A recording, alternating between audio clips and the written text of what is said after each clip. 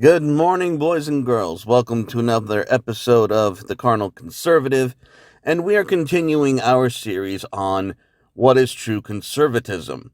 We've gone through the basics, the foundations of forces, principles, and institutions, and we've gone through the first two mysteries.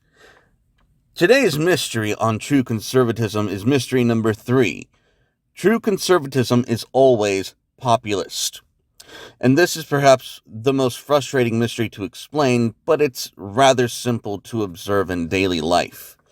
A true conservative is not innately concerned with the principles of their institutions. They are only concerned with honoring and surviving the forces of family and food.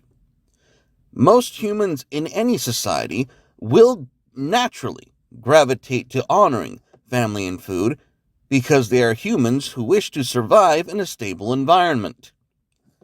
So, as in our modern times, when we see that it just so happens that one or more institutions, think of your Supreme Court, the UK police, Parliament, legislation from on high, all of these institutions we use to preserve abstract principles like liberty, free speech, equality.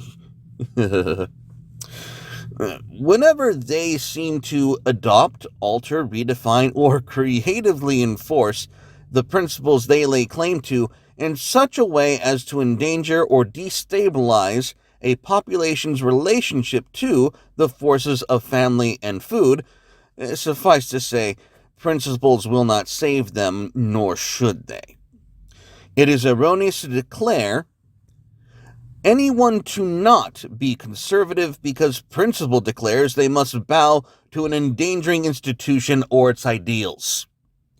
They are still conservatives, and they are true conservatives. True conservatives are only bound to honoring the forces of family and food. And because survival is a natural human desire, it will always be popular with those who live to see such interesting days. As such, true conservatism will always find itself as a feature in what is called populist platforms. Because let's face it, when your institutions become so detached from reality that they need to label an emerging movement that moves society back to reality and has to label this movement as quote-unquote populism, which is basically to imply an innate lack of principle, you just might need to start from scratch anyway. That's what it means to have a populist movement. A populist movement is a true conservative movement that emerges from the grassroots of the people whose intrinsic desire is to simply survive, but they lack the support of the institutions of their nations to do so.